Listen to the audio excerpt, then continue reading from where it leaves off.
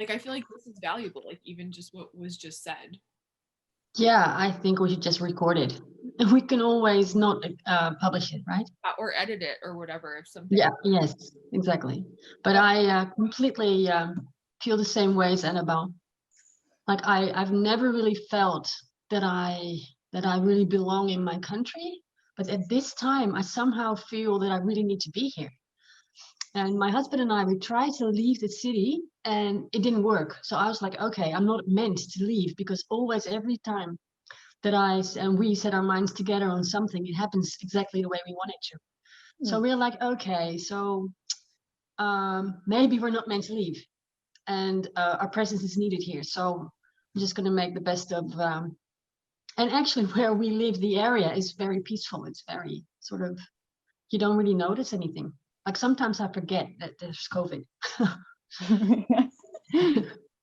And then I'm like, oh yeah, yeah, people, and so that's so. But I have to remind myself sometimes to watch a little bit of the news just to know what's going on, just to stay in the know and to be aware of what people are exposed to.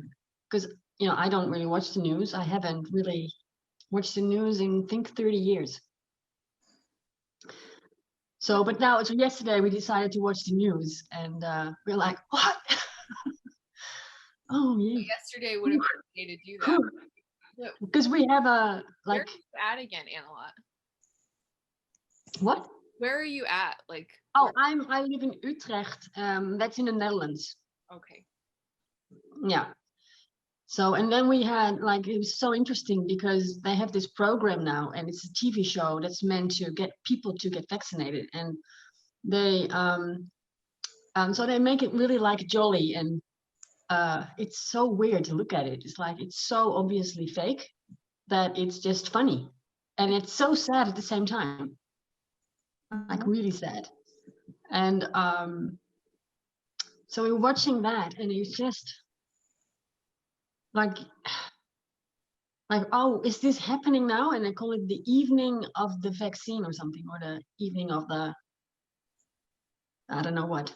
And like they get all these people on, and it's really weird. Like it's almost like a game show. Yeah. But it was interesting to watch it because then I realized, oh my God, people are exposed to this. When they believe this, it's very easy for me to understand why everyone's moving in a certain direction. Because I wasn't understanding that at all. I was like, what's wrong with you? Why can't you just see? And so that helped me to get more in touch with the majority of my countrymen. One of the things that Avatar was saying last night in our call was like, once like we really integrate and understand that we're in a fallen system, that like everything makes sense. It's not even like, I mean, sometimes I'm in the same boat where I'm just like, I can't even wrap my head around it. And then I'm like, oh yeah, we're in a fallen system. And so everything that we see, like all the people who are just being sucked in or whatever, it's just consumption. They're just being sucked into like, because it makes sense. It's like it really couldn't be any other way in a fallen system. So, I mean, bless them, bless their hearts. We're all somewhere on the journey. It's crazy. Like, I saw a lot of people yesterday falling for the bait of what was happening at the Capitol. Because like for a while I was like, okay, wait, what's happening? Like I saw the news, the thing come in, okay, they've stormed the Capitol, they've got their guns, they're, whatever. And then I start looking at like the videos and stuff, and I was like I didn't even really catch on, honestly. Like I can see how somebody would just see that and just take it for face value and just be like, oh yeah, look, those people, they're breaking in and holy shit. And then a lot of people were making it about like a race thing. They were making it about, oh, because they're white, that's why they didn't get guns drawn on them. And so people are they're freaking out and they're taking to Facebook and they're like, this is only happening because of white supremacy and white privilege. And then it's just like, but but it's like, well, wait, slow down, slow down.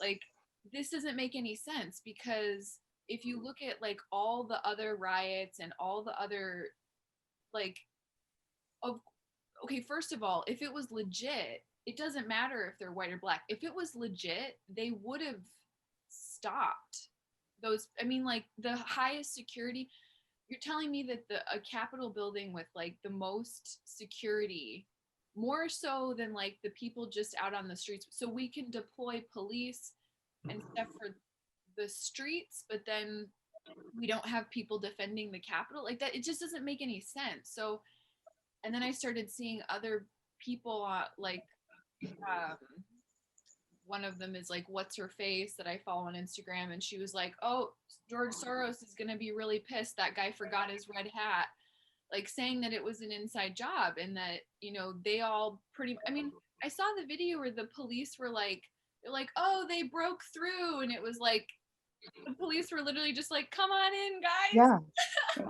Like, so Ridiculous. it's not even about like white privilege, really. I mean, not that obviously that exists, but it's not about that. It's about the fact that they have continued to stage certain things, so people are at home watching it like a movie, or like a, this thing that they're totally disconnected from, and they're like, oh, and then they just buy into the divisiveness, they pick a side, and then they start fueling that with their energy, instead of stopping and being like, wait a second, like, is this another one of those tricks to get us to start hating each other again? Yeah. I think that's like it's such a good point. And like, I was thinking about this morning as well. It's like, it's too easy to think that this consumptive system just stays in the realm of racism. Like, this evil, it's a lot bigger than just black versus whites, whites versus black, whatever. Like, So I'm sorry, go ahead. No, it's okay. Like, just it's like, once you zoom out of the perspective, once you let go of everything, it's like, it's clear. But like, so many people aren't there yet, and they're still in the system, and they've just enough zoomed out to see that there is consumption going on, like there is something unfair, there is a power dynamic happening,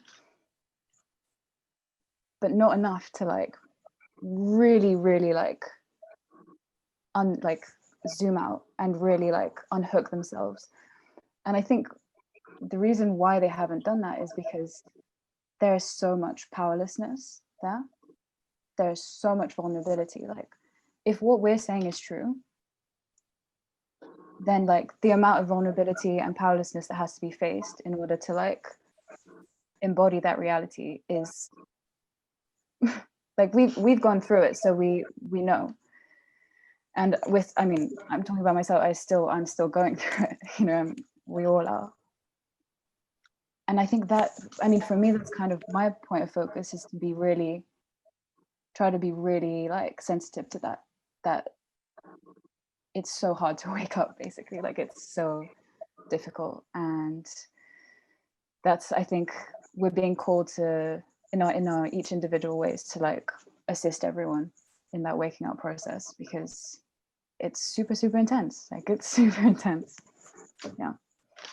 The thing I wanted to add to that about the, like, kind of zooming out, or about the racism piece, is it's like, it's so ironic, because the system creates a problem, and then it reports, and it's like I honestly believe that if you seated human beings, like of any race, of any nationality, whatever, I mean, we could look like blue people, you could look like triangle heads, whatever.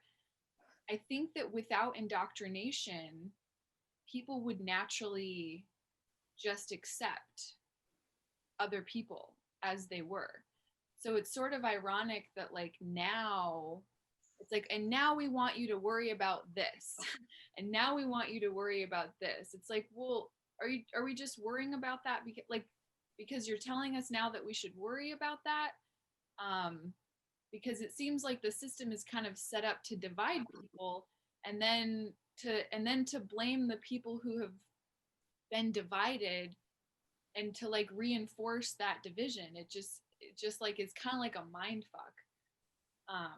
But also what you were saying about like the trauma and stuff, it's like totally playing off of people's unresolved and unhealed trauma. And it happens at every level where we just get sort of hijacked unconsciously, because, you know, people who've been studying psychological warfare understand the human condition. And so they know how to get into those weak points and then sort of puppet a person from those vulnerabilities, which is why we have to heal and to come back to ourselves. Because if we don't, then those weak spots within us are where we can be targeted and then used to actually create for more division unconsciously. Yeah, exactly. And it's exactly where I was today with my posts. And my stories today were about this. You know, we cannot afford not to look at our wounding and take it seriously. You know, because I'm seeing so many people in the spiritual field right now. They're posting things like, "Oh, just be happy. You know, it's light coming in. Just accept the light." And I'm like, "Well, hang on a second. You know, we cannot skip getting serious and real about our wounding, because it's like a portal. It's like an entry point. So as long as we leave those wounds open, it's going to fester, and it's going to leave you wide open for any kind of manipulation. And you know, you want to seal your field, and you seal your field by taking ownership of it and of yourself and of your wounding, and then you can heal. And I know it's hard because I'm doing it, and it's, yeah, I'm gonna swear now, it's fucking hard. It really is. But it doesn't mean that it can't be done. And that's why I keep, like, I prefer my position to be in the trenches, because I'd like to, you know, be open and honest about the process as well, you know, like going, hey guys, I'm not gonna lie, it's hard, but we got to do it. So I'm just going to keep on saying that message. And also today, because I felt really tired, I don't know about you guys, but I felt like the energies are coming in and really targeting my heart. Yes. So yeah, right, yeah. Yeah, So, yeah. yeah. So I woke up this morning and I just felt weird, you know, my heart felt like a little bird in a cage. And so I was like, okay, I need to take it real slow. I need to hydrate like a maniac. Mhm. And just take it easy. So it's like listening to the body. And I was like, oh my God, I need to speak about the body. And so I went on Instagram again, although I promised I was going to have a nap. But I was like, no, I need to say this. And even though it makes me very uncomfortable Yeah, I know to you're go on lives. you're But yeah, so I just went on. I was like, okay. And then people were watching, was like, oh, please don't watch. Just let me do my, just let me say my piece. And don't hop on, please. So I'm sort of getting sort of comfortable with that, being uncomfortable that way. And but anyway, it's not about that. But yeah, it's so important because the body is like, it's like the device that can actually detect truth and falsity. If it's pure, if it's, you know, you can use your feelings if you learn how to read the language. But it needs to, if you poison the body, it's not going to give you any good feedback, you know. So you need to clear out all that stuff. So it's going on, like so much clearing needs to be done physically, like on a physical level, where you need to clear your organs and, you know, go through sorts of cleanses. But also the emotions, because they leave traces, and like they really can fester and, you know, become toxic and poisonous. So, and that kind of how I feel that and see that also with the change in myself is that sort of you're sort of detached from certain parts of yourself, and then you're plugged in. You're like, whoa, I can do that. You know, I can sense that stuff. I can have this knowing. Wow, this is fantastic. So then I'll wish it for everyone. I'm like, oh my God, this is so fantastic. I want to share about it, and that's kind of my jam.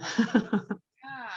And there's so many layers to that embodiment. Like, it's not just like we arrive in the body, now we're here.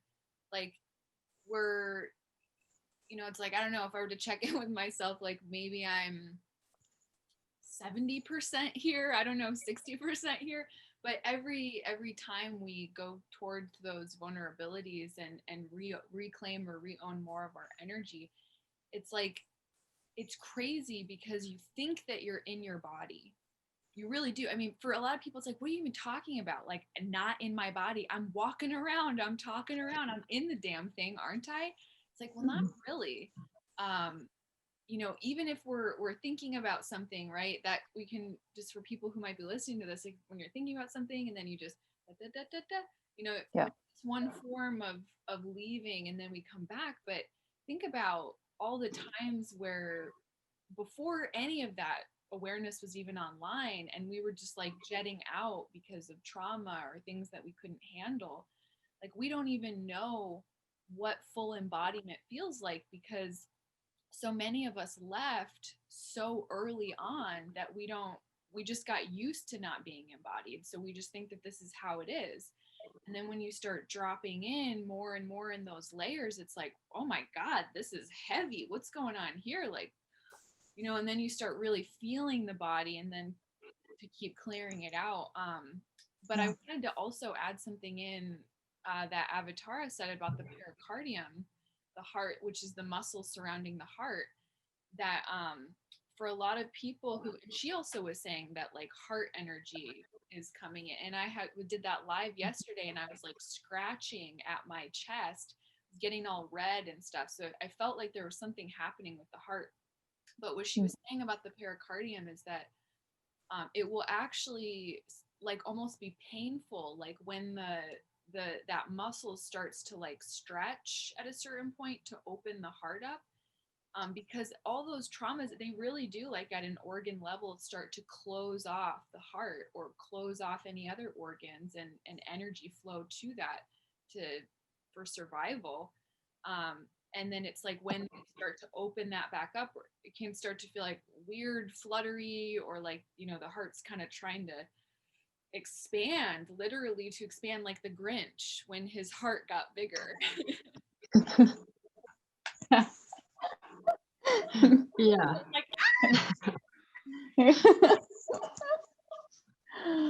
Oh my god, I so relate to what you're saying. It's like, because I feel it now, like it's like it feels like a contraction, like there's the muscles that are just like tight. And yeah, that's the way, that's my brain that's sending those messages to those muscles. That's the way I'm wired. That's forming my heart to be that way. So that's why it's like deconditioning the mind and understanding what's happening with trauma, with emotions, with fragmentation, with relationship styles. It starts like with your mind, like through a thought, through reading, through watching videos. But then like in order to really get there and for it to make a change, it has to pass through the body, you know? Because it's like we live in the body, like you were saying, like we live in the body, and we know that like intellectually, but we don't know that, like we're not grounded, and we're not really living, you know? Because like you said, like once we tune back into the body, it sucks, like it fucking hurts, it's like heavy, there's pain everywhere, you realize that you're really not well, you know? And then yeah and it's like, and it makes sense, you know, it makes sense that you would want to tune out then, you know, that you just want to go back because at least you're numb, you're not feeling anything. The thing is like, when you're doing that, you're not really alive. Like life is really in the body because it's an organic thing, you know, like no one's able to create another body, like they can only replicate it or clone it, right? Like this is the most organic thing that we have, you know, we're incarnated in a natural thing. It's so, yeah. I don't know why that just like hit me at a different level, like you said it like that, like it's the most organic thing that we have. Yeah. And that's why, oh man, so yeah, working with Avatar, you know, she's talking about how the timelines live in the body, how in order to really actualize the highest and best timelines that we really want, we have to first live it in the body in order to carry that out. And so just that, you saying that just hits at a different level of, this is the organic timeline and we have to clear it out here and get really in it here because it's like the flesh, you know, it's, ooh, I don't know. Yeah, yeah, and it's like when you do like sensuality, like embodiment practices, you know, and you really like tap into those sort of like sacral energies or root energies, and you know, the 3 lower chakras, you start to tap into those, like so much emotional trauma will start to get released. And like, you know, that's when people have like real like conscious like sexual experiences, they'll purge, because it's like all of those things are lodged in the body. And then when you learn how to move it correctly, you learn how to focus your energy, just those things naturally like purge out. They just release, because you're introducing like the light of consciousness into your vessel. And yeah, that's what's needed basically. It's like people just need to come back into the body, and it just starts by just literally focusing on the area where you have pain. And that's the best thing you can do in these times. Like, to anyone that's watching this, like, where it hurts, put your focus on it and breathe. That's all you need to do. And just sit with it, like unconditionally present with whatever you're feeling, and to not be so afraid of it. I think a lot of people are so afraid to feel, and I know that it's scary sometimes.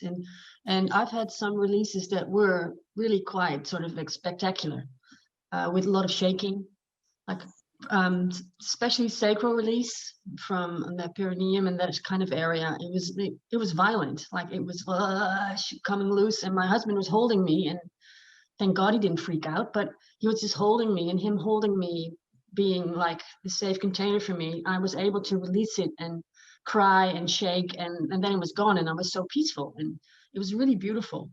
And he was like, I don't even need to know what happened here, because I can see it was something significant, and you look really peaceful now. And I was like, yeah, I just feel quiet, and that was good. So I didn't even know what I purged, but it was huge. It was huge. So yeah. So, and I think the important thing is to not get freaked out about that stuff. That can happen. It doesn't need to happen, you know, it's different for everyone. But don't be surprised if something like that happens when you start bringing your focus in and sitting with, like, and sometimes it's been in family lines for so long, you know, this certain trauma, ancestral trauma. So yeah, it's beautiful work, and it can be very intense, but it's fantastic. It's absolutely fantastic what you can achieve. Yes. I think it's an interesting mirror actually, because like the more people are reacting to what's happening on the outside, like the chaos that we see, it just shows the disparity between how they're not used to the chaos within. Like when you like when you start with this work, like it's not pretty, like it's not glamorous, like it's not sexy, you know, like you're gonna be like, we know as like CPCPs, like when you go there, yeah, it's like spitting, you think you're gonna throw up sometimes, like you're throwing yourself across the room, like it's hardcore, like it is hardcore. It's like it's warrior stuff what we're doing, you know. And that's why it's like once you do that over and over again, and you release, and then you get to that place of peace like you're saying, and then you feel like you just shed a skin and you're like reborn, then you look at what happened in the Capitol, and you're like, you haven't done your trauma work. Like that's the only thing that, like, when I see those images, it scares me, the amount of unvisited emotion there. That's what scares me. But it's not like the violence that scares me, because I've visited that violence within myself. And that's what it is. It's like, to anyone that's like really afraid, it's like, visit those places in yourself. Like just go there. And obviously like take precautions, like be safe, do it with a practitioner if you feel like you need to, do it with someone that you trust. But like what's happening now is like we don't have any other option. Like we have to go to those places. Yeah. Yeah, it's not a luxury, and it's exactly what Teal also said.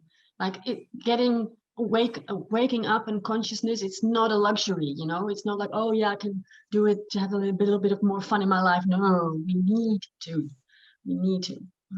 And it's like, the thing is, it's like, it's not even, it's like, yeah, we need to, but the thing is, like, the more you resist, the worse it's going to be for you. And that's like, this is coming from a loving place, not trying to like scare anyone or anything. It's like, life will force you to do it. Like, it will force you to do it.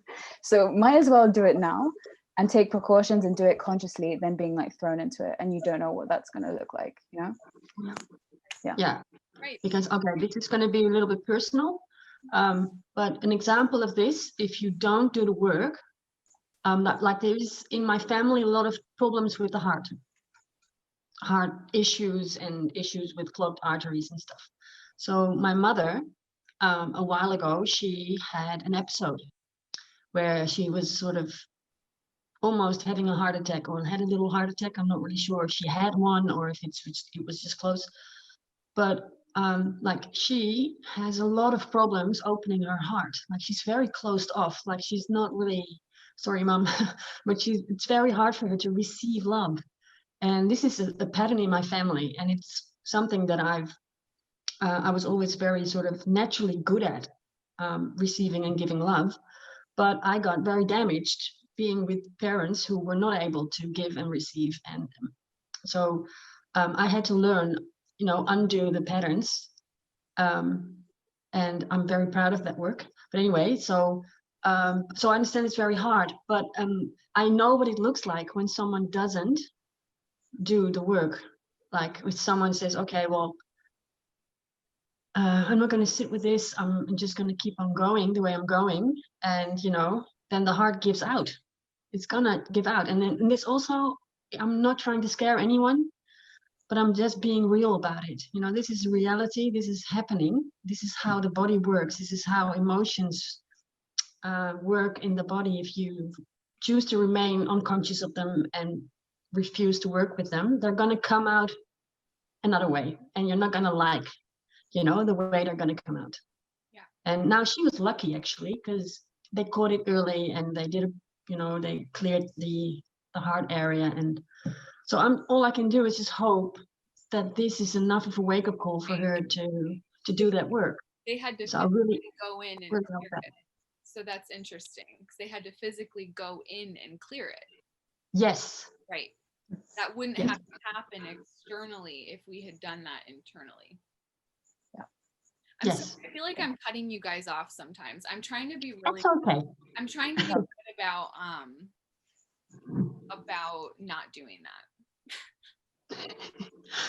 I like it. But it's like, also with Zoom, it's like when you just say yes, it cuts someone off. So I'm trying not to like say anything, but it's so hard because I agree with you both so much. Yeah. I just got so red too, because I was like, oh my God, stop interrupting. Yeah, there was something I wanted to like. I wrote something down, and I did it in the live. In the live yesterday, I talked about it, but I had never heard this before, that there's actually science that this guy, let's see who he is, Wilhelm Reich. I don't know if you guys have heard of him.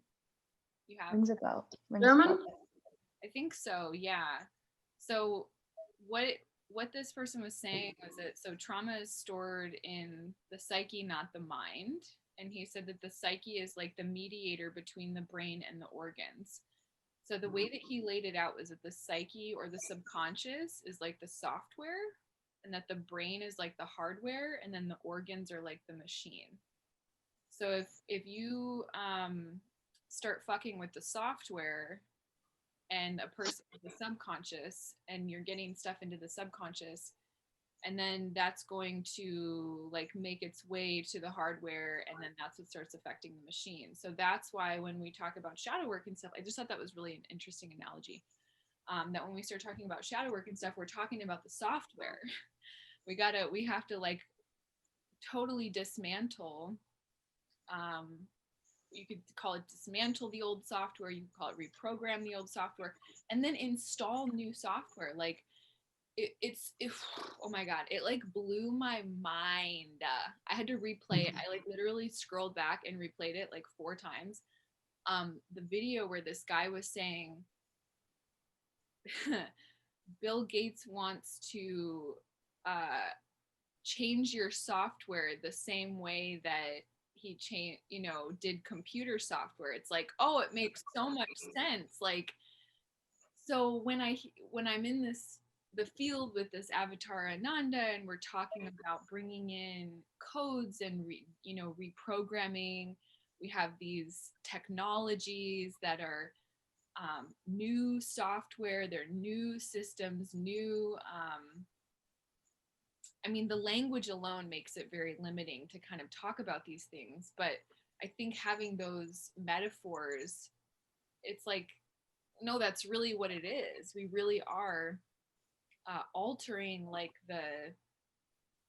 it's like, shut the computer down, refresh, restart, put in the new operating system that's going to actually be in alignment with regeneration, whether that's bioregenesis or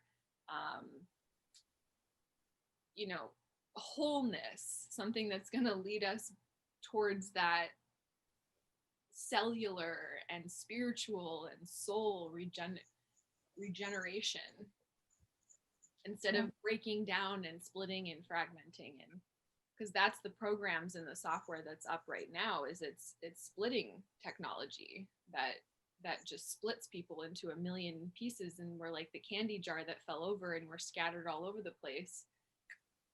We just can't do very much when we're scattered into 1,000 pieces. It's like, the way I see it, I love the words of technology and codes. Like, for me, it makes it, like, it helps me see it so clearly. It's what's happening is, like, the way I see it is, there's like the original technology, the original templates, the original architecture, and then there's this AI being, I don't know if I can say that, but like this being that has its own technology, and it's trying to impose that on us. And it already has, we already like have it in our bodies, and it's kind of like we get to choose which technology we want, and the original architecture that's who we really are. Like, it's encoded in our DNA, and we've just been like afflicted by this AI technology, but it's not who we are. And we just have to let go of it bit by bit, purge it out of our systems, let go, decondition the mind so you can decondition the body, so then you can like align and like merge yourself with the original architecture, which is who we are anyway. And that's why we're always going to be called back to purge this negative, because it's not who we are. And that's really beautiful the way you put it. And that's why it's interesting to watch people fight and to argue about, how we should proceed with this thing that's going on, the illness that's going on, like how we should proceed, because they're still kind of unconsciously making a case for this unnatural way of being. They're making a case for something that doesn't benefit them, that isn't them. And that's where you understand that's when the language of like slaves starts to like make sense, because people are getting possessed by something that isn't for their benefit. And that's what a slave is. It works for something that doesn't benefit them. And that's why it's so like deep and intense and important, because it's like, if you do not do the work of deprogramming yourself, you become a vessel, you become like a sentinel for something that does not care about you. It doesn't care. Yes, that's exactly it. Yeah. They don't care about you. I would just really want people to know they don't care about you. Not care about you at all. Don't. Nope.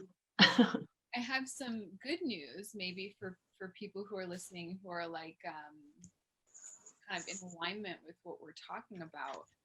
which is, I heard yesterday that we already have individuals who have technology to dismantle back, the injection tech. So there's already people who are aware of like the fact that they will be on the ground crew. I think I'll be one of them. I imagine that you guys will too, because I'll probably give you the information as soon as I have it Okay. on, eventually down the line when we're dealing with a lot of people who have taken it and then decide later on that that's not what they wanted, that we'll be educated in how to actually remove those technologies from the body. And I'm like, I can't wait for that information. I think that she's going to share that in the next call because, I don't know about you guys, but I've received dozens of injections in my life. And I stopped, I think the last one I had was maybe when I was like 16. So I haven't had one since then. But I remember there was a really big push for Gardasil when I was like 15 or 14. It's the human papillomavirus injection, and there were 3 rounds of it. And I remember my mom just like, because my mom had HPV. And so she was like, you have to get this, like, you don't want to end up like me. And so I was like, okay, and I didn't know anything about, I just was like, sure. And I remember like, I remember I thought I had gotten all 3, but they didn't document the 3rd one for some reason. And so like they kept trying to get me to come back and like take it again. But like the window had passed and just weird stuff. So, I think the more that we like clear those, it's not even just about clearing traumas, but it's about clearing like tech that we've had put in our bodies that we didn't even know beforehand, that's like what's that doing? What's that doing in my body that I don't even know about? And that's not even a DNA altering injection that I know of. Yeah, exactly. Yeah, I've had because I was a sickly child, I've had a lot of medicines and a lot of injections, and I hated them. And I remember running around the table like I didn't want to be injected. I was like, no, and I think I was 4 or something. I just kept running, and the doctor was running behind me and was getting tired. And my mother was laughing in a corner, and I was like, help me. Like, I don't want this. And then they caught me and I got the injection, and I was really ill after that. So I was like, thanks, man. That was great. But there was no awareness at all then. Like, this is 70s. And but as soon as I think the last injection was, I think, a flu, because I had asthma. I was on the list, so I got invitations each year to come for my flu shot. And I remember I went there once. So, and I got the flu shot, and I don't think I've ever been that violently ill in my whole life. That was horrible. So I was like, no, thank you. And I didn't have any awareness about, vaccines and what they're made of. And I had nothing like that. But I was just like, okay, I don't want this anymore. I never felt good about it anyway, so I'm not going to go back. And then I cleared my asthma natural way, through trauma work, but also physical stuff and qigong and breathing exercises and all that. Like, everything piled together. I don't ever think it's just one, modality. You put them all together, and it cleared. So officially, also, like, the doctor checked me and he said, "No, you don't have asthma anymore. Where did it go?" Wow. So, but I still have a lot of medicines.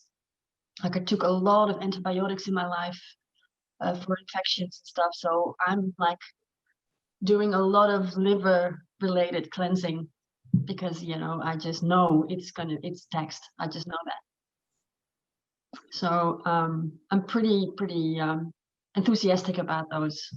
They feel really good to do. So keep going.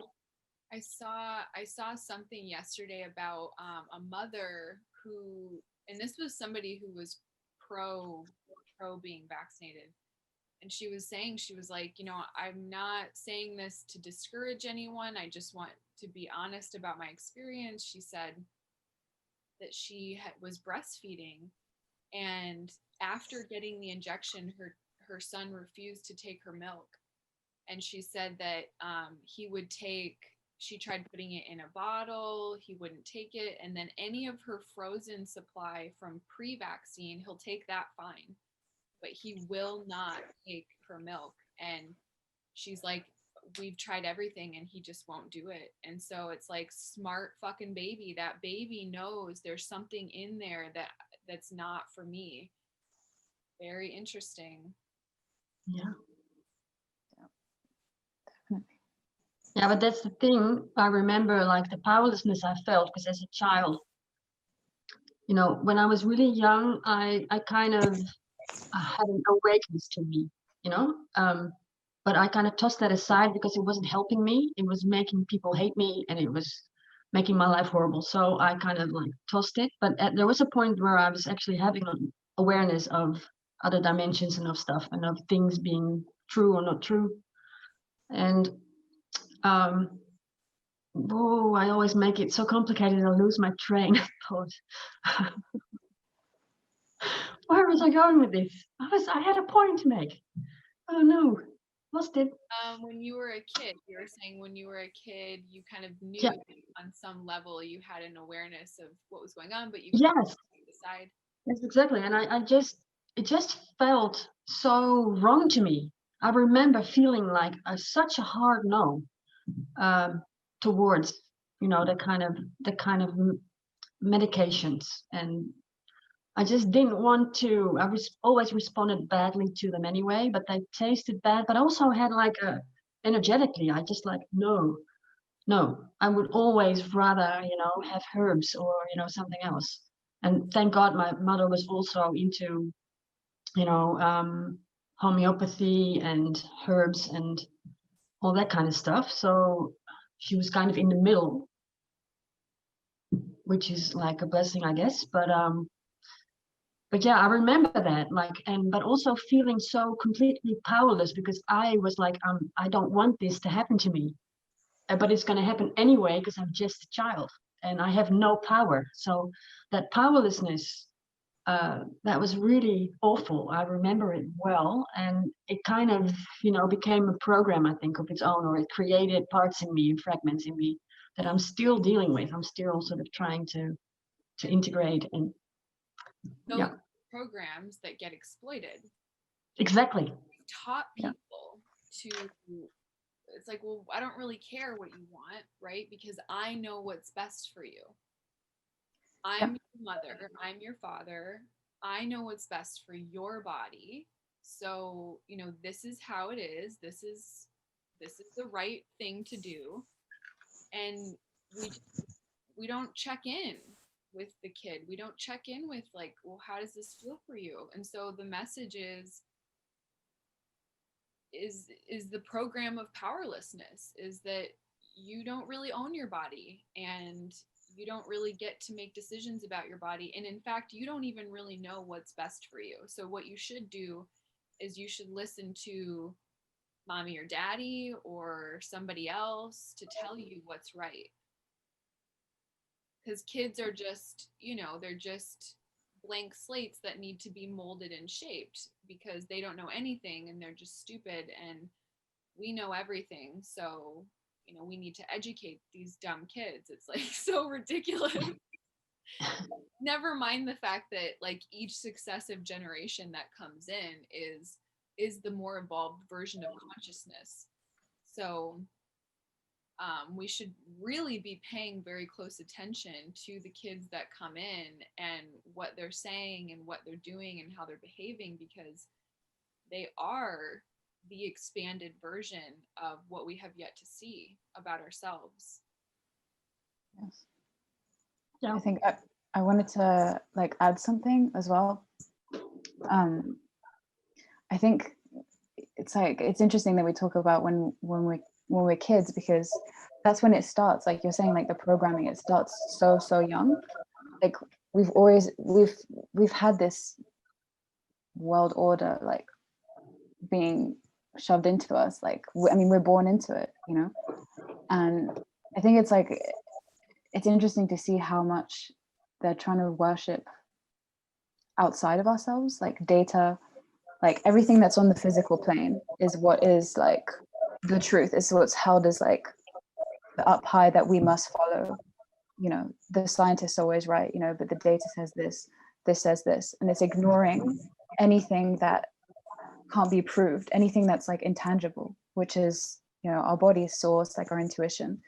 Like from such a young age, we're told that it doesn't exist, like there's no power in that, that there's no worth in that, and that what's real, what's the most powerful are these scientists, these doctors, everyone that's done like so many years of research, like they're the ones that know and that we need to follow, you know. So it's like they've taken away the authority and the power of God into the hands of like scientists, you know, researchers.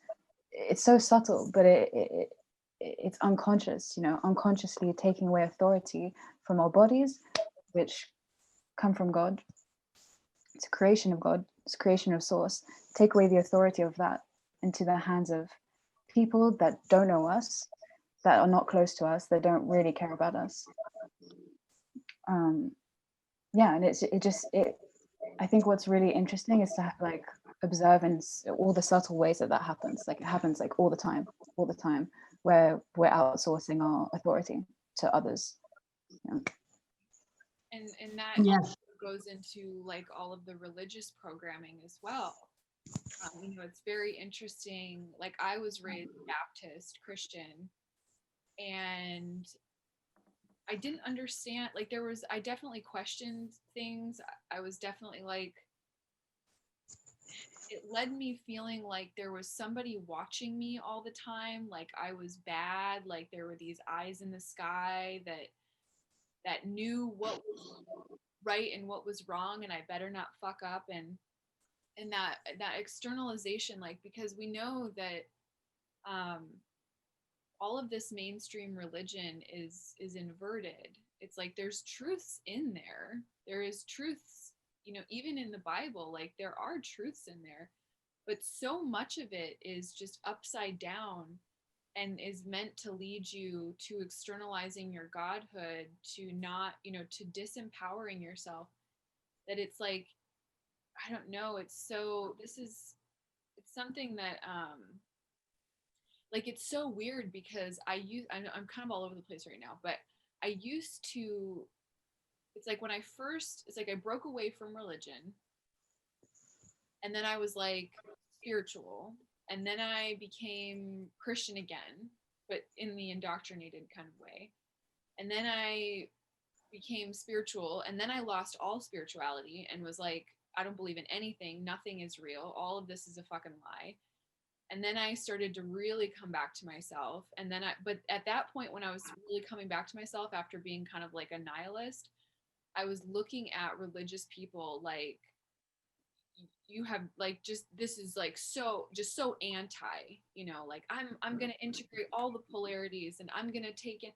And I remember I had a conversation with my mom when she came to Portland, where I was telling her about integrating the dark, about, and I don't I hadn't quite fully come full circle yet with it. Like I think it's a really good place to be, right? To like look at our shadow. But I was saying like, no, mom, like Satan, the devil, like he's part of us too, and that's part, and so we have to integrate that. And I remember her saying to me, she's like, you have no idea what you're asking for. Like you have no idea what you're asking for. And I just remember being like, you don't know what you're talking about. Like this is, and then now kind of coming full circle and like having a conversation with her the other day and being like, listen, I know we don't see eye to eye on everything, but I know what you were talking about when you said you don't know what you're asking for, because there's a difference between integrating your own shadow, integrating the potentiality for psychopathy, for narcissism, for codependency, for whatever these dysfunctional ways of relating and being are that are disconnected. There's a difference between that and literally saying I would like to take Satan as part of myself, or take Luciferian consciousness, or take you know, it's so nuanced, and this was something I tried to talk about in a recent live. Like, it's so nuanced that it was really, you know, I reached out to Annabelle because she was like one of the only people that I also knew. I mean, both of you guys I've been talking to, because both of you have your foot sort of in Teal's teachings, and a little bit in Avatara, and in the reversals of the Metatronic codes, and the reversals that have been happening. And I reached out to Annabelle, and I was like, okay, what the fuck is going on with this? Like, how do I like wrap my head around this? Because it's so nuanced. It's like, okay, so I've been taught here foundationally to like take this as part of myself, right? That's like the first layer. But then now I'm meeting this other teacher, and it also feels true what they're saying, which is Avatara, and she's saying, no, not quite, you know, yes, and I was just like, can you help me with this? And she like sent me a bunch of voice notes, and I was like, oh my God, thank you, you know, and then I was able to like do a live on it. So I was just so amazed at, and here's the thing that just blows me away. It's like, you know, I don't know, how many people follow you on Instagram, Annabelle? Like 300 or something, or like 800? How many? No, like 200. 200. Like, yeah. And you're like this wealth of knowledge, right? I mean, I'm sure your clients or whoever you work with get to experience the gems of that. But just the fact, it's like we've got so many people just like quietly sitting in their little, like, you know, emanating their frequency, but powerhouses of information. And so I was just like, oh my God, I have to share this. And I'm just so grateful for both of you for having you guys even know about this stuff, because I was really going through it. And like, you know, ANNELOT and I had a call about like, what's going on? I found all this stuff about this fake flower of life, and there's like, what's happening? It's like, all of human history is like false, and there's all these new history timelines that are coming in. People are bringing in about like, we're seated here. I mean, I haven't even wrap my head around that, let alone be able to go fully public about these. I mean, we're talking about it now, but like, you know, go check it out for yourself, you guys. Like, go to the Ascension Glossary, start looking through this stuff. I will say there was a part of me that was like, how do I know that this is true? How do I know that this isn't just another? I mean, but you gotta really feel it. I know that the reversals are true. I know that the codes and like New Age spirituality has been seriously hijacked and inverted. As far as like the exacts of what happened to humanity at what time, the Antara versus, you know, the fucking the Lyrans and the Syrians, and it's just, you know, okay, let's I don't even know sometimes if all that's really important. And I think that's why people like Teal Swan teach the way that they do, because she has access to multi-dimensional information. She's bringing it in a very like embodied way, but I think for some people it's just like, that's just gonna get them so just fucking blasted off into outer space that it's like, let's just bring it back. Let's bring it back to what we were talking about at the beginning. Yeah, I think for me, it was a natural journey, because I stopped, like, I think about a year ago, that I was like, okay, I need to drown out voices around me, and I need to focus on my own voice, like from within. And I just want to stop following teachings, because I mean, it was helpful, you know, to get you on the road, but I was like, no, and now I need to sit with everything and just feel inside. And when I was doing that, I noticed that certain things just didn't make sense to me anymore. And I was experiencing stuff that I couldn't explain. And I didn't know how to talk about it, because I was like, okay, I'm kind of feeling that there's something wrong with the chakra system, and there's another chakra system behind it. And I was like confused, and I didn't know, because I didn't have any information coming like to me as something to consume. But it was from within that I was finding out this stuff. And I had no idea, you know, what kind of wormhole I got myself into, really. But but that's how it started for me. And I started asking questions like, okay, well, how does that work? And I started questioning other things as well, which is very hard for me to talk about at this point. So I think I'm not going to do it yet. But also something that I, for a long time, believed in and or held as a truth, or was taught also that it was beneficial or benevolent, turned out not to be. And I had experiences that were gnarly, that I actually could only sort of wrap my head and my heart and everything around through help I got from other people that went through the same thing and had the same questions and went through the same rabbit hole and, you know, found all this stuff. And so there are other people who've done the same thing, you know, and you find that you find it through your own portal here, because you have the access vertically to source. And what we've been the thing is, like all the ones that can, and I've been absolutely charmed by this as well. And I think I might have actually participated in it as well. You don't need intermediaries. You don't need a being to come in between you and source, because it's a direct connection right there. And and that's what I felt was really important. And also because I see so many people flock to follow these really flashy, glamorous kind of glamorized versions of spirituality that are really empty, but they look really flashy, and it's all, and then beautiful words, and they suck you in, and it's seductive.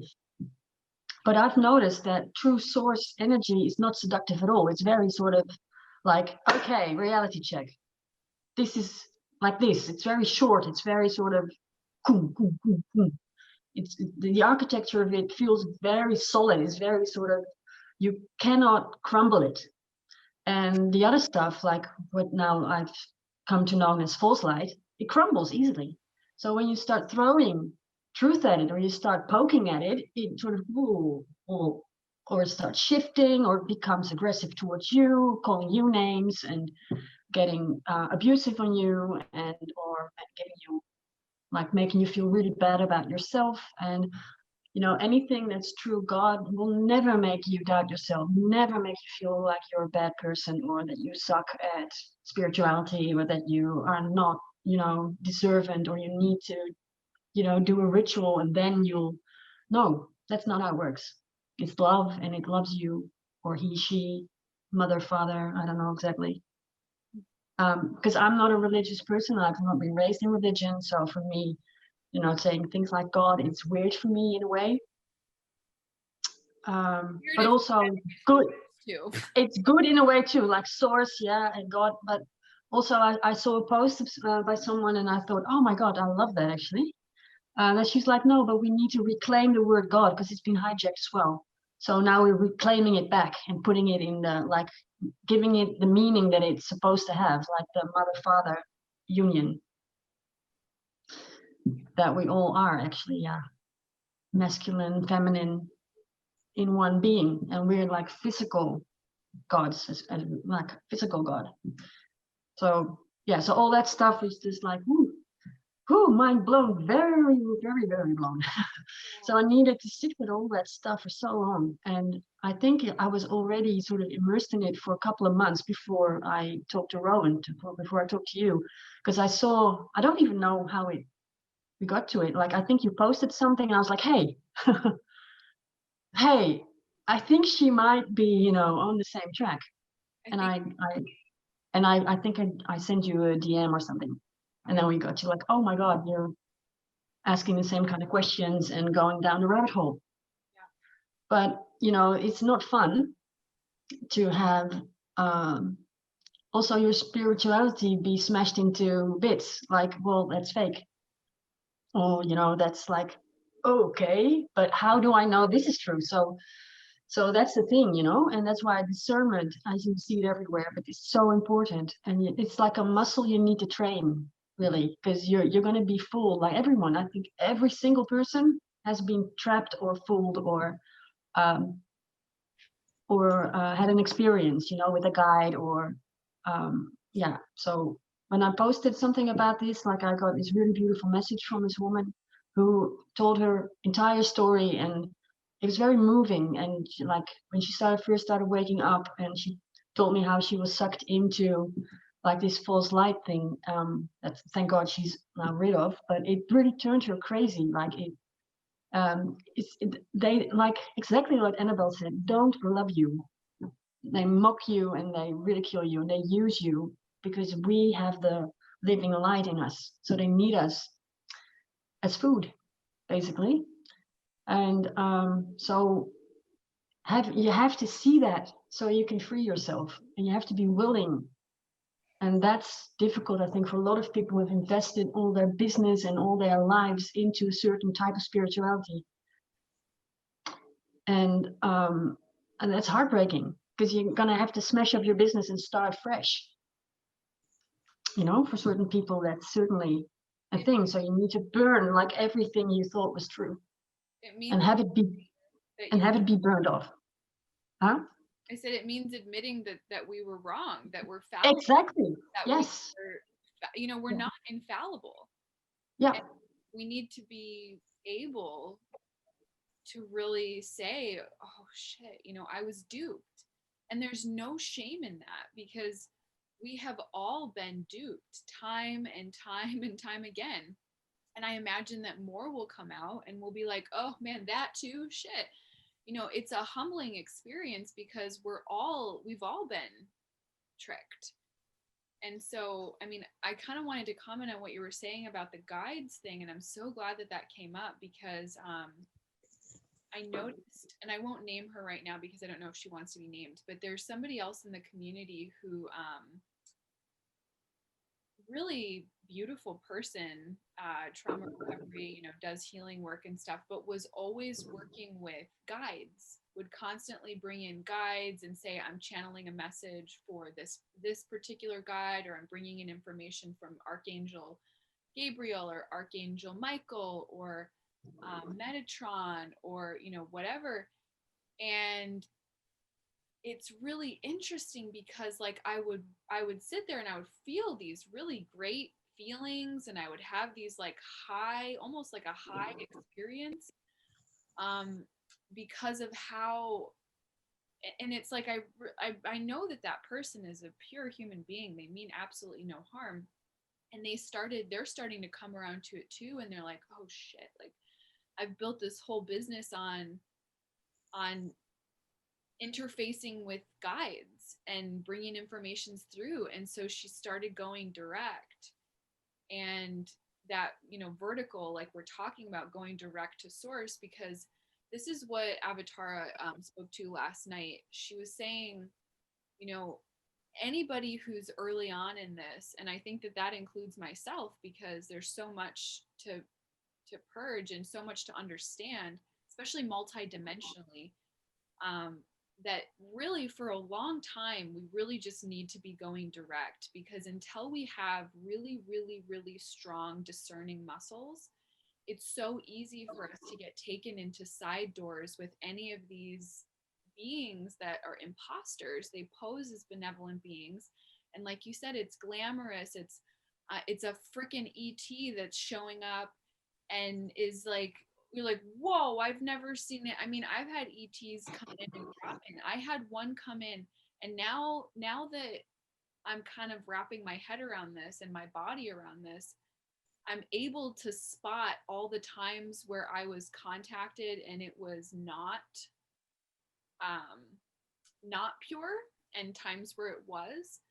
I had an ET drop in, like literally into my, okay, so it was through my third eye, like I see things like visually, and I was just doing the dishes, and it was like wham, like just hit with this image out of absolutely nowhere. And it was like it was standing like 20 feet behind me, and it just said, are you ready, like we're supposed to work together, like you have a contract with me, we're supposed to work together. And I was like, I like turned around, because I was like honestly expecting, like I was like, maybe it's gonna be standing there because of how clear the image was. But here's what's so weird. Okay, so like ever since that happened, I always told that story as if it were I was like, yeah, it was really strange. It almost seemed like a robot. Like it had plates, tectonic plates, like metal plates screwed into its like an armor. And it almost looked like a Power Ranger. And I know that sounds really weird, but it was like an ET robot kind of thing. And I remember when it happened, I was like, I was terrified. And I remember just being like, I was like, I'm so sorry. Like, I'm not ready. I can't do this. Like, please come back another time. And I just thought, oh, this is really my mission, is to bring in information from this ET, and I'm just not ready yet. And I'm just fearful. And then I kept going back to that situation. I was like, why was I so, like, everything in my being, like I kept trying to revisit that and think, am I ready now? Like, in everything in my body was just saying, no, no, no, no, no, no, don't go there. And now that I'm learning about all this AI stuff, I'm like, dude, that was a total fucking bot that was put in to be like, we have a contract, you're supposed to bring in information, right? Totally side. And it's so easy. Like, I won't go into the whole other story, but when I originally came to Portland and I asked to meet my primary guide, I also had an ET come in who was appearing as human. Like, it was like a human, it was like its face was like coming in and out, but they'll play on what you already know. So like, the way that I rationalized it was, oh, it's just trying to show itself the way that it knows I'll recognize it. You know, it just doesn't want to scare me. So it's kind of trying to show up as human. But if it can't hold form, it's fake. It's trying to show itself as something that it's not. And it was kind of weak in doing that. And then it started doing something with my sexual energy. And that was when, like, later on, that's when I was like, oh, okay, I know what's happening here. Because I remember, like, it pulled me over. I mean, I'm kind of going to the story, but it pulled me over to the side, and I started feeling this like sexual energy, like I started getting horny. And I was like, I remember thinking, like, what's happening? Like, this is, and I was like, no, no, no, no, no. Like, this isn't what I want. I'm so sorry. Like, I don't know why this is happening. And I started feeling shame and feeling like, and then again, what does it do? It plays on your rational, you know, what framework you already have. And so I was like, oh, well, that must be because, you know, maybe they just have, so they just, that's just energy, you know, life force energy is sexual energy. So I just wasn't able to distinguish that's just any energy. No, no, no, no, no, honey. That thing was literally trying to hook in. And since that point, like, oh my God, I'm having a fucking realization just even as I'm saying it. Like, that was actually the beginning of when I started to get, and this isn't something that I've really talked about publicly, but I started to get infiltrations, like, during self pleasure.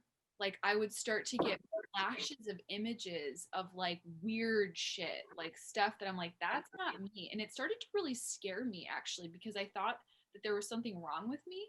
Like, I thought, like, oh my God, am I like a pedophile? Am I like a bestiality person? Am I like, I mean, because I was getting really crazy images of like, and like desires to like listen to like psychopaths and like listen to interviews, like, go watch this interview with this person who like strangled children, like, just like, I know that sounds so, like, for some people it's going to be so hard to understand, but like, or even just hard to hear, but like, so much of those, like, sexual energy is like one of the first places that gets targeted, whether that's, and I mean, people talk about when they go into a trance when they have sex, it's like a lot of people just leave the body, and we're wide open for all kinds of distortions, and just, so anyways, like, it's very good to be discerning and to go directly to source, because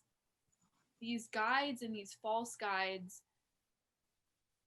you can rationalize anything based on the framework that you have, and it's just, you're giving them permission to hook in, and then it's like, just get rid of all of that. Just get rid of all of it. You know, maybe you come back to guides and that kind of stuff when you feel really stable and solid. But I mean, it's no joke. Like, they will siphon your fucking energy. They will siphon your sexual energy. They will hijack you, and then they will use you to create those timelines, because they know that sexual energy and orgasms are like it's like the direct line, you know, like you're blasting off this into the collective. So I just want to say one more thing, and I'm talking a lot here. I heard this person saying, like, okay, so somebody I follow, they started asking people, like, do you masturbate? Do you feel shame? Like, this kind of stuff. I didn't answer any of the questions because it felt weird about it. But the people were answering, they were like, a lot of them said, I feel shame when I thought about or watched, like, depends on what I thought about or watched to get me there. And so they know on some level that, like, when they watch or consume or think about things that are disconnected, that there's something off in their body. There's that shame that comes in.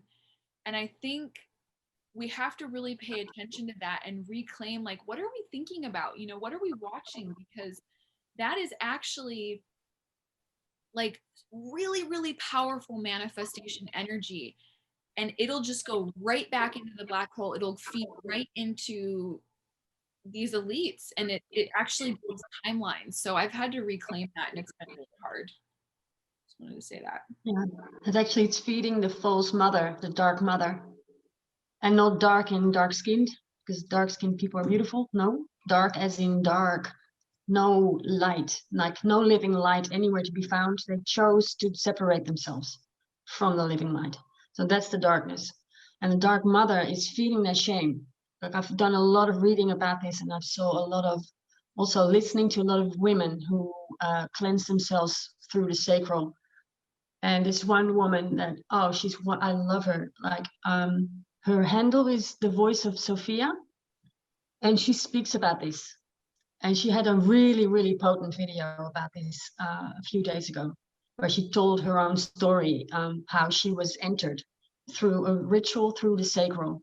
Because it's like the womb is like a portal of pure, actually it's supposed to be a pure God creation portal, but it's been hijacked. And, you know, that's exactly what you said, like they go for the sacral big time, and they fuck you up. But then that shame is actually feeding them. Like, they use our pain and our emotions and our shame to feed them. So we feed our innocence to them, because they need our innocence. Our innocence is Sophia.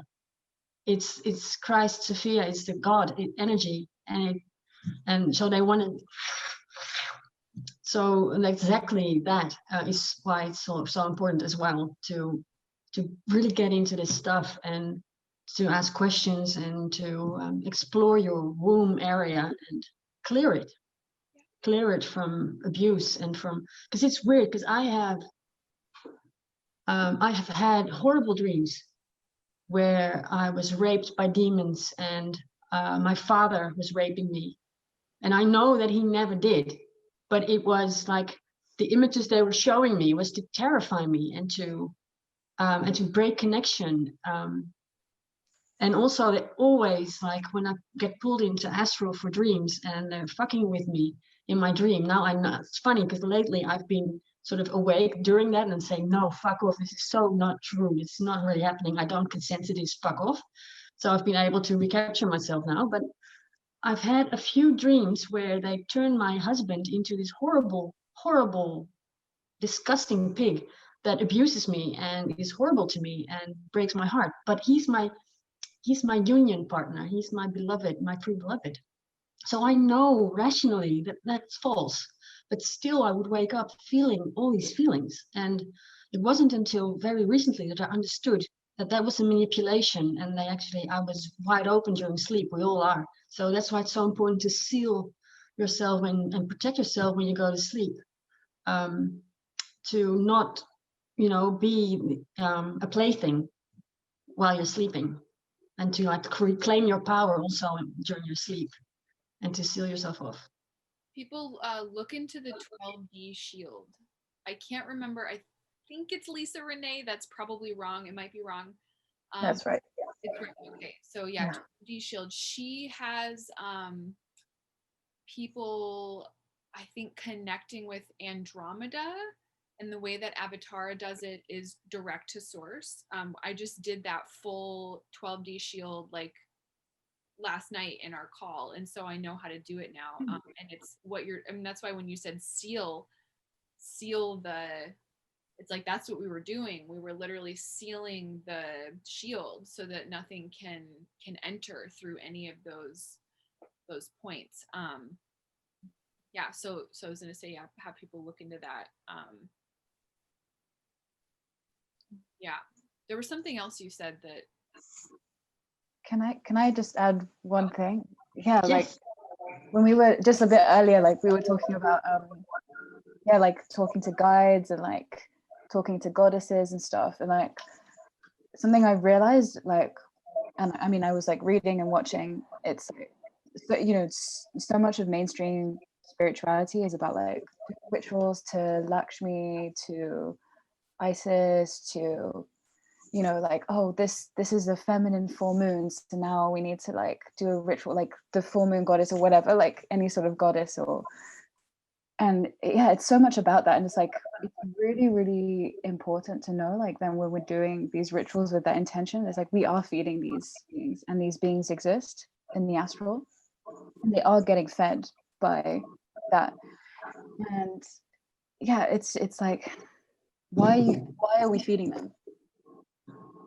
Like, have they ever like come into our lives and done anything for us? Or is it what we're told is spiritual to do? If we're told this will give us, you know, it's never implicitly, it's never explicitly said, it's always implicit, but like we're told that like worshiping a god is good somehow. And it's time to like wake up and like realize, it's like, well, how and why, you know? Like they're not, they don't do anything, you know. They exist, and they're siphoning our energy, and they're taking our energy. They're like, it's better to just take that energy and bring it back towards ourselves. Like, don't do rituals outsourcing your energy. Like, don't do, like, there's so many people already siphoning that energy in your life, in the outside world. Stop. Like, stop. Just, it's yours, and you need to like learn how to expand it, how to nourish it, how to make it stronger, and keep it within yourself. Because all day every day people are trying to siphon it, and yeah, they're using technologies like implanting thoughts. Like, I have the same thing, you know. And I had a dream last night that like I had like pedophilic tendencies. I don't, you know. Targeting, exactly. You're like, that's not me. But that's the thing, is it'll start to drive you a little nutty, because in the beginning, when I didn't know about, I was like, oh my God, like, you know, oh my God, I can't tell anybody about this. I'm a fucking monster. I'm a horrible person. How could this even, you know, and then the shame just causes a person to just like get Yeah. so tight, and then they just hide it away, and they never look at it. And I mean, at first I was trying to see, and I want to continue hearing what you were saying, but at first I was trying to see, because like what we're taught, at least in like shadow work, is it's like, okay, if you have a sexual kink or a fetish or an urge or something that comes through, it's trauma, right? It's like, this is you, this is a part of you that wants this thing. And so it's really, really good for people who are listening to note the difference between what is pathology that's been there that might be coming out of an unmet need, versus something that's literally implanted to try to target you, to try to make you feel like I mean, I'm sorry, but anybody who is a pedophile is hijacked. And yeah, that might be coming out of trauma, but it's because trauma is the entry point for hijacking. Like, that's not, and it's just like, it makes me sad, because it's so easy for people to be like, what's wrong with me? It's like, nothing is wrong with you. We just have to like know that that's not us. That's something that's trying to make us think that we're dark, and we're not. Yeah. Yeah, it's so interesting when you like shit, sorry, I forgot what you were saying. Um damn, yeah, I actually forgot what I was saying, but yeah, I think it's super important what you just said. It's like people need to know what's theirs and what isn't. And like you're saying, it will build off of what is already there, like what's already a true trauma. They will, it's like their masters are like really enhancing the energies. Like, it's like, you know, when you get triggered, like the emotion seems like bigger than you, you know, it feels like the whole world is feeling that shame or that fear or whatever you're feeling. It feels like the whole world is reflecting that to you. And that is the siphoning happening. That is the weird, the unnatural architecture that's you being experiencing it, you know. And that's why it's like when you find that point in your body where the trauma is like originates, it feels like it's just a knot. It's actually this big, you know, it's just a knot in your energy field. And then you using like different modalities, you can clear that. But when you don't find the knot, when you don't find the central point of your trauma, your whole world will start to reflect it, and you'll start believing things about yourself. And you know, you can get lost. You can get so lost. You can start believing, oh, maybe, yeah, I am a pedophile, maybe. And then you'll find yourself in a forum saying, people sharing their thoughts. Like, I had these things, am I a pedophile? And like, yeah, my therapist told me I might be this. I was diagnosed with this because I had all that is, it's the architecture. It's the negative matrix. Like, it's time to like come back in. And once you have that relationship with your body and you're aware of it, you can distinguish. It might be a bit difficult, but it's better to be like questioning than to say like, oh, I know for sure this is mine, or I know for sure this isn't mine. You know, just it's so subtle, you know. It's like it really takes a lot of time and like effort to know, but that's what's needed. Like, that's what we need to get to. And yeah, it's a good thing to go down, because you get to know yourself better and you start to reclaim yourself. And like, you don't get bullshit, you don't like spiral anymore, you don't get like lost into people's, you know, fears and thoughts, and you don't get lost, you don't get siphoned anymore. It's you start to like find yourself again and start to get empowered again, and that's crucial. Yeah. Yeah. As soon as we start feeling this, we know that something is happening. And we have to get really still and really present and reverse that back this way. So take any of that and take it directly to source. Like, take it direct to source. Bring that thought form to source, and let your higher self, let your God self tell you, is that true? You know, let the discernment come from God. And I love the whole idea of claiming that word, because a couple years ago I would have been like, oh, what is that? I don't know if I can, you know, which is why I think source is something that's come through as a word that has less charge for a lot of people. But I love the idea of reclaiming the word God, because there's nothing, you know, source isn't tainted, so there's no reason to, it's the programs surrounding that make it what it was. Exactly.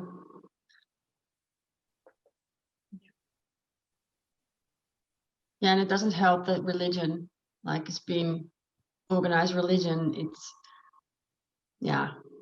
really creepy. They're really creepy dudes. I mean, when you look, I was always so scared of the bishops and the people in the church and the rituals. They freak me out, man. They just, and then with the hats and the really. The only thing that I loved was the choir singing. You were gonna say that. Yeah. That's was something I wanted to mention, was the Sophia, so Christic Sophia consciousness. That's a whole new, like, that's new to me. but what Avatar was saying, someone's like, what's Sophia? Is that the female? And she's like, no, it's the sound field. It's the restoration of sound. So those initial sounds that come out, so that, you know, the way that source originally expressed, from what I understand, was through sound, color, and the Christic Sophia, the reclamation of that is the Christ consciousness. So that's true love, true oneness, and that being reflected in a sound field, in some kind of, I mean, I'm still wrapping my head around that, but maybe you could expand on that. Or For me, it's what I've learned in my journey with that, because I had never heard of it. It was just all of a sudden there. I was like, "Ooh, that sounds interesting."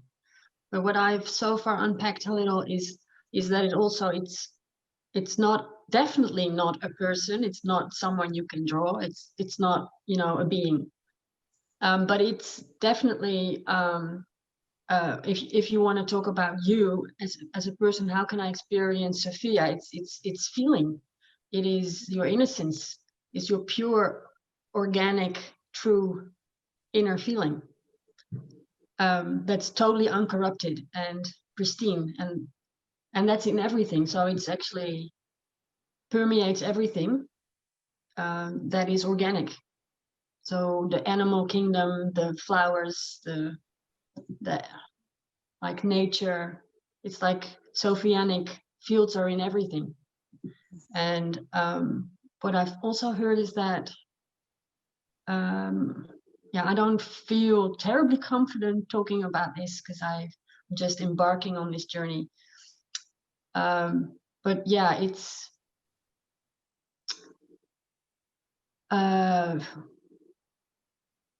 also like the physical, like the body.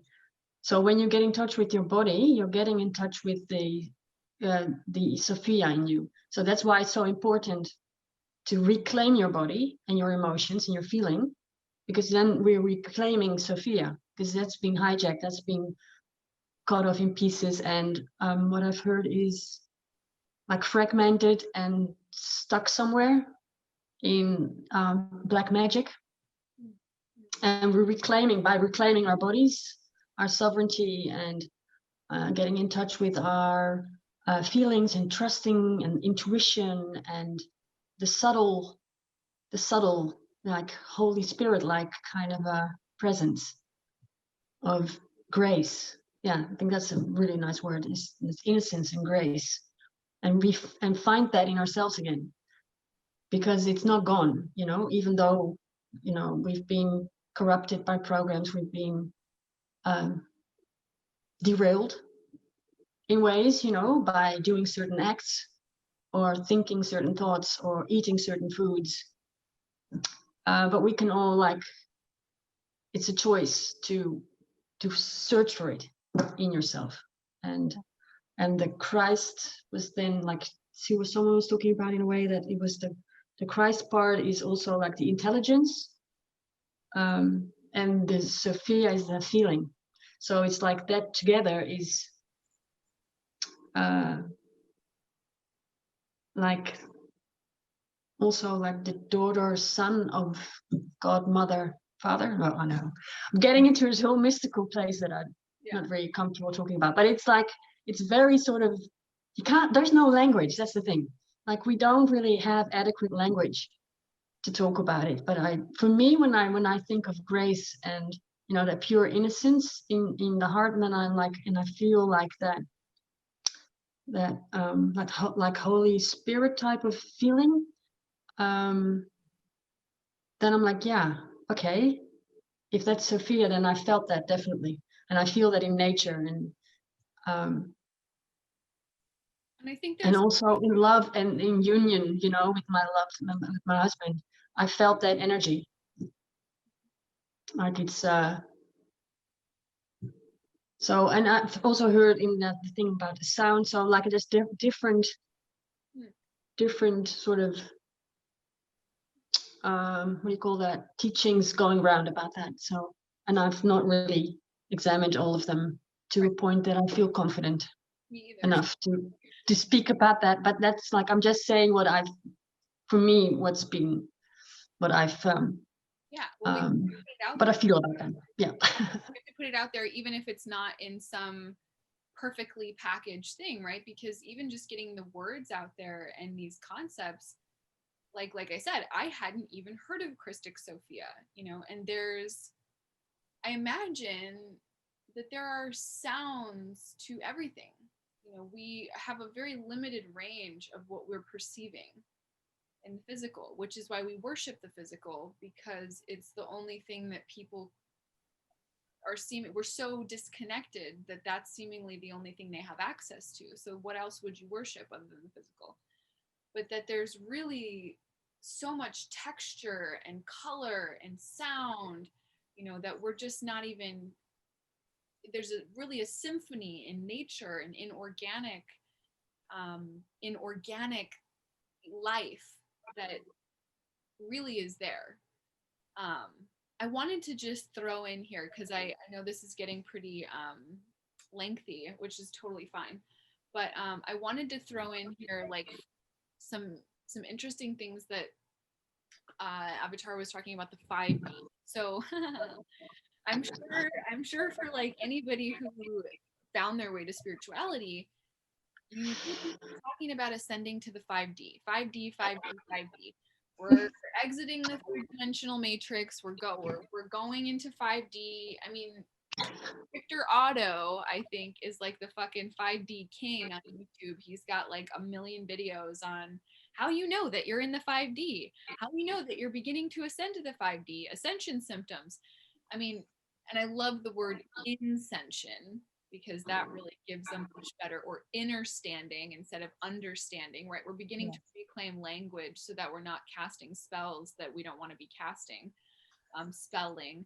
But so with the whole thing with the 5D, what Avatar was saying is that a lot of the stargates, so the way that it was before was that we would, you know, kind of we would be able to ascend through each layer of, you know, like let's say through a stargate, okay? But that all of that's been hijacked. So we're having to come up with ways to bypass that. So there's like a lot of the people who are teaching like how to move to 5D, they don't realize that those dimensions have, and those portals have already been compromised. And that really, I mean, again, like, I don't have all the answers here.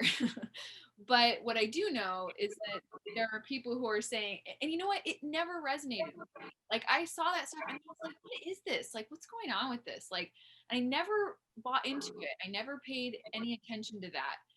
And I think that that was really for a good reason, because that's another side door that just leads people into a weird place and maybe gets them trapped and stuck in 5D somewhere off in fucking Narnia La La Land, and we don't even know what's happening. So, I mean, as soon as I know more information about how we are going direct, right, other than literally just going direct and not going through whatever these fucking weird 5D portals are. Yeah, I just want to throw. Do you guys have any thoughts about that? Do you guys have any thoughts about 5D or like the D ascension? Yeah, I think it's so cool that you brought it up, because it's so huge. Like everyone, it's another worship. Like, we're going into 5D. It's another externalizing, like feeding your energy into this magical land where everything will be okay, and you know, that's where love exists. And yeah, I don't know enough about like the dimensions and like what's resides there and whatever, like to like give a really, really concise answer. But like even logically, like common sense, like we know that there's more than five dimensions. So why is 5D like the you know, the ultimate place? It makes no sense. It's just two dimensions like from where we are. And it's like, yeah, I don't like the way it's being sold. You know, it's not proper information. Like, from what I understand, it's like we can have access to dimensional consciousness through what we decide to tune into. You know, like fifth dimensional consciousness is like where it's like more heart based. It's more like seeing people as like, and you know, part of yourself and all that. And you do that through the work, you know. And it's like it's like you can be in the same plane in the 3D and be interacting in 5D with someone else, still seeing someone being in 3D. You know, it's like these planes are interacting with, they're feeding in, going in, like it's not like a set thing where then you ascend and you go. It's not like that simple. It's like a levels on a building. You know, it's constantly feeding one another. It's like the way I understand it, it's like the more we invite source energy, the templates, you know, the original creation, the more we're inviting that into 3D and like allowing that to reclaim its space.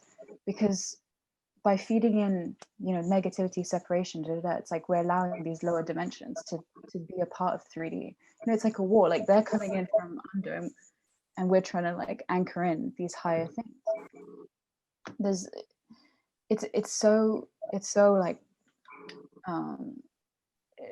disempowering to say like, oh, like all of us were in 3D and we're like idiots basically and we don't know anything, and then like just use these techniques and meditate a lot and you'll go into 5D. Like it's so fucking disempowering. And there was something else I wanted to like add, and I think I remembered what I wanted to say earlier, was that I think it's super important, like a lot of people are in the spiritual field for significance. Like this is something that came through when we were talking. It's like significance, the word significance. It's like these, like a guy like Victor, he probably has the best intentions, but he probably has a shadow that he hasn't looked at yet, which is he probably felt very insignificant in his life, as we all have. You know, there's nothing wrong with it. There's nothing wrong. But the thing is, like when you don't look at it, it hijacks you, and you start to like be very attracted to things that make you seem like the guy that has the answers, and then that attracts people who have the same trauma. That's the dynamic. It's like the old system, the paradigm that we're trying to like, you know, release, says empowerment comes from being on the other side of the coin of your trauma. So if you felt powerless, now here's where you can be empowered by being the perpetrator. And you know what I mean? And so if you felt like intimidated by an authority figure who was so smart, who's so brilliant, then empowerment now is to become an authority figure who's so smart and so brilliant. Which, you know, like kind of makes sense in a way. But it's not real. Like it's not real. Yeah, I love what you said. It's like flipping this whole like victimizer is a massive theme within humanity.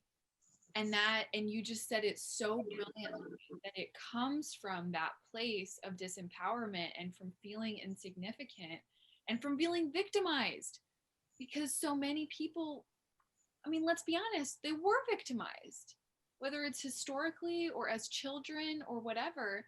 And so it's like really sneaky. It's super, super sneaky, but it happens in the ego. And it's like, now I'm going to be important and I'm going to step into this place.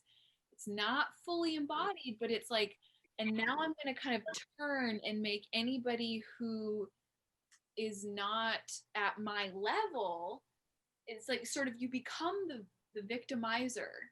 And it's this false empowerment that happens through that. And it's so subtle because the person doesn't look like a victimizer. They look like somebody who's come to share the light with you.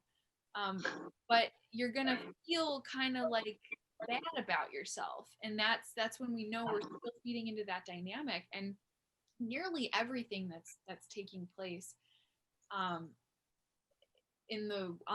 the grand world theater stage is victimizer. It's, you know, you hurt me and now you're trying to do this and you're putting me at risk and you're dangerous. No, you're dangerous. And it's like, this is all from everyone's programming and we have to break that. Like, I, for the first time, went into So the health food stores in my area, they won't let you into the store without a mask. So I know for sure there's certain stores I won't be allowed into. But Fred Meyer's, which is like a kind of a chain, they don't have anybody. Like, the health food stores have people at the front door that won't, like, they're checking to make sure that people have it. So you can't even get in. But like Fred Meyer's and stuff, they don't have anybody there. And so, and I don't really go there, but I went yesterday and I was like sitting in my car. I'm like, okay, I don't want, like what we talked about earlier, it was like, I don't want somebody externally telling me how to live my life. And I realized that in saying that, there are thought forms that exist out there that say you're selfish. You don't care about anybody. All you care about is your own freedom at the cost of everybody else. Okay. So I think that exists in the field, which is, I know it's okay. But, I don't, it's like, it's become, I mean, you're seen a, as an abuser to not allow other people to tell you what is right for you. You are abusive if you would like to live in harmony with yourself. I mean, it's pretty wild. But so anyway, so I go in, I was sitting in my car and I was just like, fuck, okay. I mean, my heart was just like, and it was just crazy to me, right? Because I'm like, a year and a half ago, never in my life would I thought I would be having a near heart attack or stroke trying to go into a store without a mask on, because I was afraid of what would happen. And I'm also aware of, then we've got these other teachers in the field, which are like, well, if you're afraid of what's going to happen, you're going to be a match to someone. So I'm just like, oh my God, and I think I went in initially with it on, and then I pulled it down, and I did what Phil Good said to do, which he's like, don't look people in the eyes. And I know that might seem like, but for me, that's what I needed to do in the beginning. I think eventually maybe getting to a place where you connect, you smile, like I saw a kid in the aisle and he looked at me and I couldn't give him a little smile, because I think it's important that you see that there are people who are making other kinds of choices. But, so, I pull it down. I still had the little thing around my ears, but I pull it down here and I just stayed in my own lane. I just minded my own business. I said, okay, I'm just here to do my shopping and get what I need to get. I'm not gonna, I start looking around and I'm, waiting. It's like waiting for someone to give me a look or something. I'm not going to give them a chance. Maybe they give me a look, but I won't even know it, right? I'm just, and if anything, that they're going to look stupid or they're going to feel stupid because they're accosting someone energetically who's not even engaging, So I just kind of, and it was hard. Like, it was actually really hard for me, but I did it. And then at one point I just took it off and really interesting. Like, I went to check out and the woman at the checkout, like I did the self checkout, and the woman there, she was like, there was an issue with the scanning machine and it was like doing all kinds of weird stuff. And I was like, oh great, now this woman has to come over to me. Like, of course. And she didn't say anything. She didn't even, nothing. She was so nice to me. She was like, oh honey, here, let me get this for you. And I even went to purchase a bag and she was like, no, don't do that. Like, get that off there. Like, you don't have to buy a bag. And she was like helping me load stuff into the cart, and her mask was kind of starting to fall down a little bit under her nose. And she was like, okay, have a nice day. And I was like, okay, like, so, I mean, it's like there's the fear sometimes is worse than the actual thing itself to really. So I just wanted to share that. I don't know, because it just feels important. Like, when we start to make those changes and we say, and everyone has their point where they say, okay, enough is enough. This is what I think is right for me, and I'm going to do that. And just to really be in the body and be with it, what is coming up, and just hold it, be with it and know that it's rough to like step in sometimes to your truth in a world that's telling you you're wrong for doing that. And dangerous. dangerous. Yeah. That you're dangerous. Yeah. It Sorry. just, no, it just shows that, you know, like you said you felt fear and that you were feeling, yeah, like anxious and all that. Like, if you just stayed with that, it shows that like that teaching, you know, like whatever you think about will manifest, or like whatever, you know, it just shows that that's not true. It's like you stayed sovereign in your body, you know, even though it was a negative emotion, you know, it's not a pleasant one. You were loving towards it. You had that consciousness of like, yes, I understand. It makes so much sense why you're afraid. Like, of course it is. Like, it's fucking scary. And that shows that you know, because you were in that sort of consciousness, you attracted, you know, what was mirrored to you was the same amount of consciousness. Whereas if you had let those thought forms of like, if you let yourself become a host, a vessel to those thought forms, you would have entered a different, it would have been a different experience, because you would have entered a different dimension, world, you know, whatever you want. But you chose to stay sovereign. Now you have a lovely woman who's wanting to help you out and who's experiencing the same, you know. Yeah. So you get to choose what life you want, you know, even though it's hard and scary. I heard somebody say the other day, they said, you know, if it comes to a point where you're not allowed to renew your driver's license, let's say, unless you show that you've been vaccinated, they said, I imagine that there will be some police officers that might, they were just kind of painting this picture of like somebody being pulled over and not having a driver's license because they didn't want to go along with the agenda, and that there might be officers that, you know, like, yeah, we're in a fallen system, I get it, go on your way, you know, we're gonna really have to, you know, like, for example, I saw another person post something about, if you see somebody stealing food, you didn't see anything, you know, because right now people are, they can't pay their power bills, they don't have they just, you know, they lost their jobs, they're trying to support their family, and in a fallen system, you know, we kind of have to look out for each other, we have to look out for each other. And it shows like your energy determines like your experience, you know. Like I have like a minor example of I went to the post office and I was giving, like, just sending a package, and like my phone had died, so I didn't know what time it was. But it turns out I'd like come in during lunchtime, so like the post, it was like in a corner shop where like an off license, so like food shop and post office, so it was still open, but the post office was closed. And because like I just spoke to the guy just like a human, like with love, like I understand, you know, you're another human and I respect you, I respect who you are. Like, because I wasn't giving him any energy to feed off of like, no, I know I'm not on time, you know, I know I'm not on time, but can you do it anyway? Can you just, you know, process my package anyway? Just because I spoke to him through the heart, it was like, fine. Like, yeah, he opened the key, like got me a receipt and everything.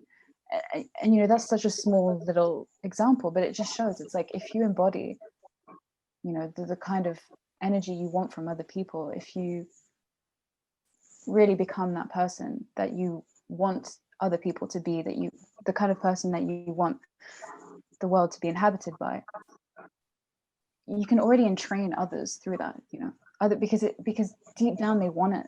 So deep down, like, the guy doesn't give a shit about the rules, you know. They want to connect. People want to connect. People want this beautiful world. They're just afraid, you know.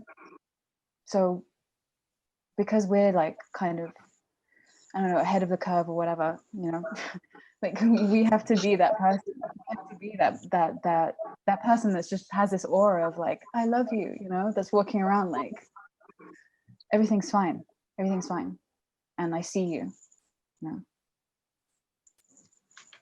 Yeah. Yeah, that last bit. Exactly. I see you. Yeah, everybody feels great when they're seen, right? Everybody wants to be seen. I was looking for, like, we're talking about fifth dimension. So I remembered I read this really incredible post, and it was written by Oracle of Alchemy. Like the name underneath is Solara Elohana. And in that post, like she explains, because like she,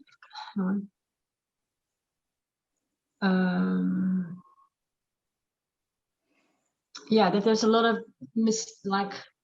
information is very tangled and mixed up, and that there is actually a false ascension matrix versus a true organic fifth dimension, and that some people are commissioned to work on restoring that part of the universe and reclaiming the fragments of Tara and Earth, and help free the souls that are trapped there in the darkness.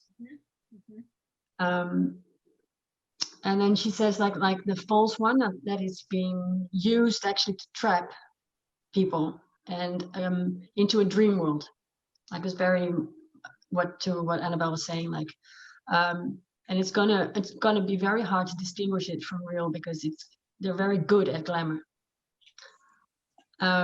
So the thing is, like, you need to really, and that's something that she's saying here as well, like you really need your discernment online, you really do. And it's not easy to discern between the two, because like, you know, they've been at it for a while, you know, they know how to replicate, and they know how to simulate with smoke and mirrors and all that kind of stuff. So anyway,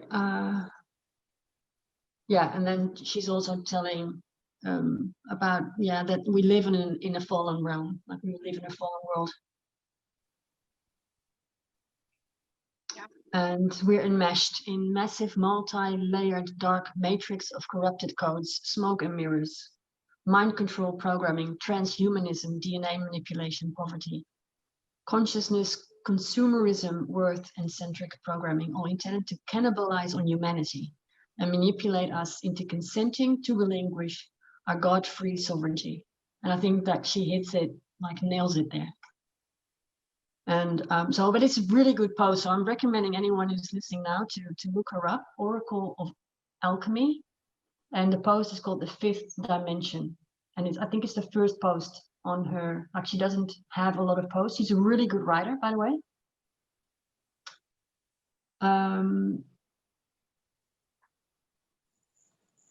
But yeah, so there is a real fifth dimension, an organic one, but it's like being restored, because it's like broken. It's not really functioning well.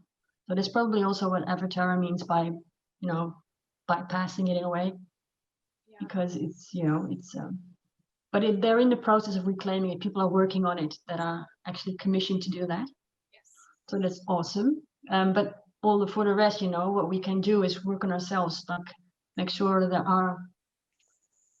our original codes come back online, that we find our organic, our organic coding, and, you know, bring that into the world, because that's what we're here to do.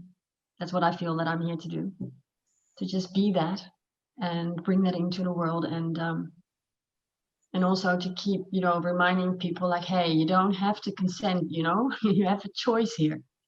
We have a choice. And I think also I think it's also the same one I mentioned before, the Voice of Sophia. Her name is Megan. She also wrote a really potent post about the fifth dimension. Very interesting. Like, a lot of her messages are really interesting. So there's stuff out there to educate yourself with, but also, like, most importantly, don't take anyone's word for it. Don't take our word for it. Don't take even like the people I've just quoted. Don't take their word for it either. Use it to feel and go in and see what your organic system thinks about that, because it has an opinion. It knows. And we, although we haven't really learned to access that in a proper way, well, we're learning it now, you know, so we're reclaiming all that. I'm really enjoying that, and I'm really enjoying meeting so many people. Like, now I'm meeting you, Annabelle. Really enjoying, you know, having this conversation, because I don't know, I know for Rowan it's the same, but I don't have a lot of people that I can have this conversation with in my life, that are in my immediate surroundings. Like, I can have conversations with my husband, and he's very open, and he, you know, I can tell him but he can't speak back to me because it's not his. This is not his world. It's not his gnosis. You know, he's not into it, but he can hold space for it. So, you know, that's all fine. But I really need, you know, to actually verbalize, you know, use my voice and, you know, speak about it. And then not, you know, have someone freak out on me. You know, when you're trying to tell them and they're like, no, don't take it away from me. Yeah. I don't want to listen. So this is like, for me, this is so fun. This is so good. And it's so empowering to be with you guys. So like, thank you so much for this. I'm gonna have to like eat something because I'm shivering and I still haven't eaten. So No, that's perfect. This is good. There was one last thing I wanted to say about what you had just mentioned. Oh yeah, about the sharing with other people thing. And this is really something I'm integrating very deeply, which is that when you start to wake up or become aware of these different levels, it becomes very tempting to run to everyone that you do know and to try to blast them with this information. But that's coming from it's coming from somewhere. So we have to be really conscious of like, where is that coming from? And know that when you embody truth and there's layers to it, but when you live in that space more and more, we don't need to go out and tell anyone anything because they will come. You know, I really believe that if people see you living a certain way, they see you thriving a certain way, maybe they see you putting out material because you want to put it out because it's what your heart's calling you to do. And then the people who want to listen will listen. And then the people who maybe they're like kind of watching you from afar, maybe they'll get curious at some point and they'll want to inquire or ask you a question, and then you know, invest your energy there. But anytime we try to go after something, and it won't work. So I've had to be really clear in myself about, is that even this person's mission? Because we all have our place, and there's no better place, there's no higher place, no lower place. We're like the car, and we all are a part of that car that keeps things going. Some of us are working on the grid. Some of us are working out of body. Some of us are working in the body. You know, so find what resonates with you and align with your mission, and then just hold that and people will come. Yeah, couldn't say it better. Beautiful. that's a beautiful finish. Like a beautiful, to bring it all together. Yeah. Thank you guys so much. Thank you for doing this. I'm gonna stop recording now.